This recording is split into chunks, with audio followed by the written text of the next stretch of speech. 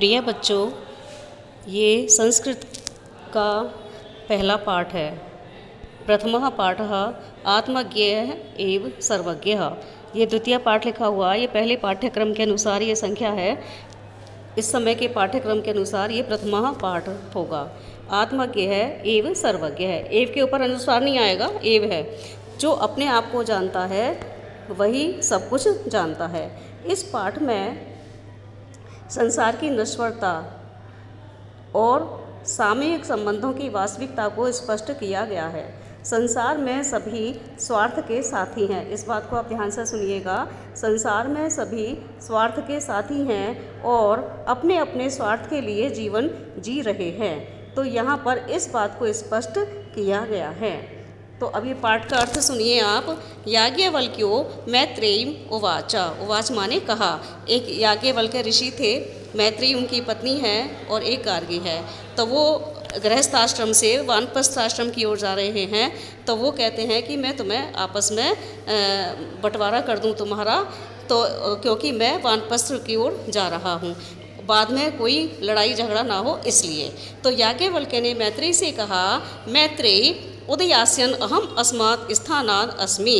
मैं इस स्थान से ऊपर की ओर जा रहा हूँ। उदयास्यन् माने ऊपर की ओर, अर्थात इसका मतलब ये होगा मैं गृहस्थाश्रम से वानप्रस्थ की ओर जा रहा हूँ।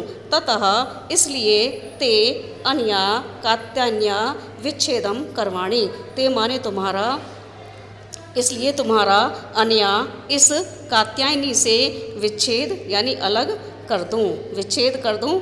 तो मैत्रेयी बोली, यदि इयम, यदि प्लस इयम, दै पे छोटी की मात्रा आएगी, यहाँ दीर्घ संधि है, यदि प्लस इयम। यदि यह सर्वा पृथ्वी, सारी पृथ्वी धन से पूर्ण हो जाए तो क्या तेन अहम अमृता, तो क्या मैं उससे अमर हो जाऊंगी। यदि ये पृथ्वी धन से पूर्ण हो जाए तो क्या मैं उससे अमर हो जाऊंगी। तो याज्ञवल्क्य ने कहा, ना इति, नहीं। ठीक है, ना प्लस इति गुण संधि है, यहाँ पर ए है, तो उन्होंने कहा नहीं। तो अब सुनिए ध्यान से, ये पैराग्राफ इम्पोर्टेंट है दूसरा वाला। यथा एव उपकरणवताम जीवनम तथैव ते जीवनम स्यात्। जिस तरह से उपकरणवताम धनवानों का, जिस प्रकार धनवानों का जीवन होता है वैसा ही तुम्हारा जीवन हो। याज्ञवल्क्य कहते हैं कि जिस प्रकार धनवानों का जीवन होता है उसी प्रकार तुम्हारा भी जीवन हो। अमृतत्वस्य तु नाशास्ति वित्तेन इति, न आशा अस्ति। अमृतत्वस्य वित्तेन, वित्तेन माने धन से, धन से तो अमरता की आशा नहीं है। सा मैत्रेयी उवाच। वह मैत्रेयी बोली, येन अहम नामृता, जिससे मैं अमर नहीं हूँ, किम अहम तेन कुर्यामा, तो मैं उससे क्या करूं, अर्थात मुझे धन की कोई आवश्यकता नहीं है। यदेव भगवान केवलम अमृतत्व साधनम जानाति। जब भगवान आप केवल जो अमरता का साधन आप जानते हैं तो आप मुझसे वही कहो, मुझे धन की आवश्यकता नहीं है।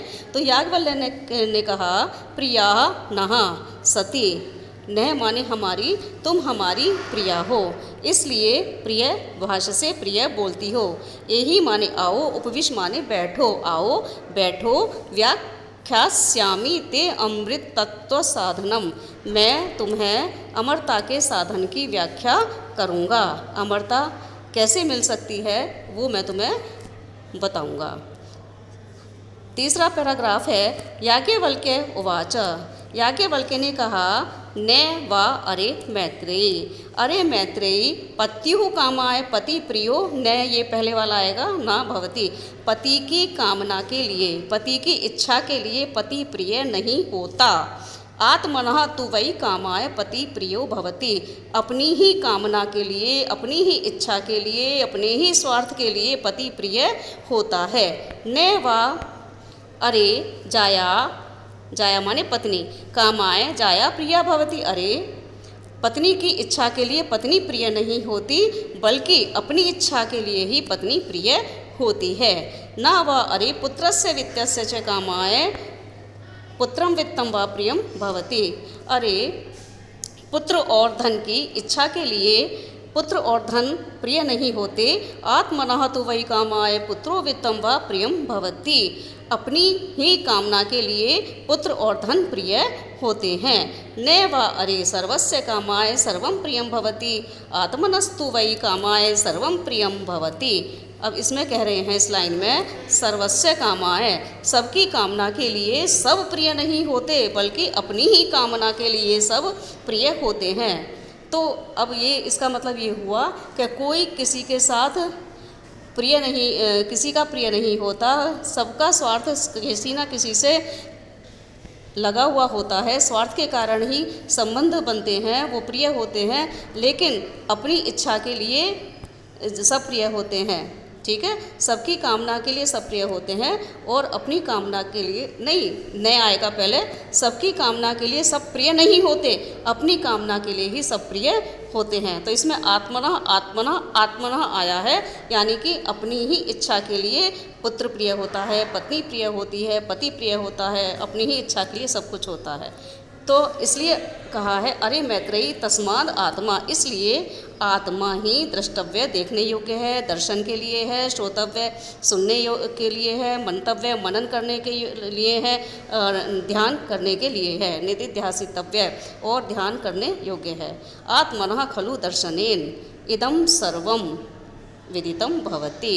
आत्मनः खलु दर्शनेन, अपने ही दर्शन से, आत्मा के दर्शन से, इदं सर्वम, यह सब विदित होता है। यानी कि जो आत्म साक्षात्कार करता है, स्वयं के बारे में जानता है, उसी को सब कुछ विदितम, उसी को सब कुछ ज्ञात होता है।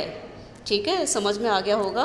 इसमें आत्मा की जानकारी अर्थात अब स्वयं को जानना, इस बात पर बल दिया गया है। यदि हम अपनी गलतियों को देखेंगे, अपनी कमियों को सोचेंगे, अपनी समीक्षा करेंगे, तो हम सामने वाले में भी कोई गुण दोष नहीं निकाल पाएंगे। इसलिए मनुष्य को अपने बारे में जानना चाहिए, सोचना चाहिए, अपने आप में सुधार करना चाहिए, तो फिर सब कुछ पॉजिटिव होता है। इस पाठ को आप ध्यान से सुनेंगे।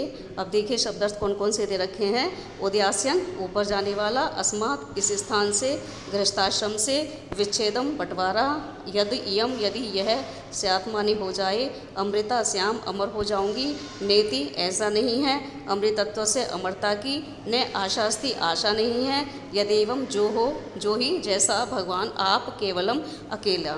ठीक है, आओ बैठो।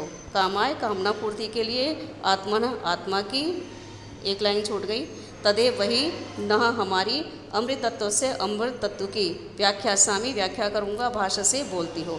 यही माने आओ, उपविश माने बैठो, कामाय माने कामना पूर्ति के लिए, आत्मन, आत्मा की, अपनी, मंतव्य मनन करने योग्य, जाया माने पत्नी, निधिध्यासितव्य च, ध्यान करने योग्य। ये पाठ पूरा हो गया है, इसको ध्यान से आप सुनिएगा।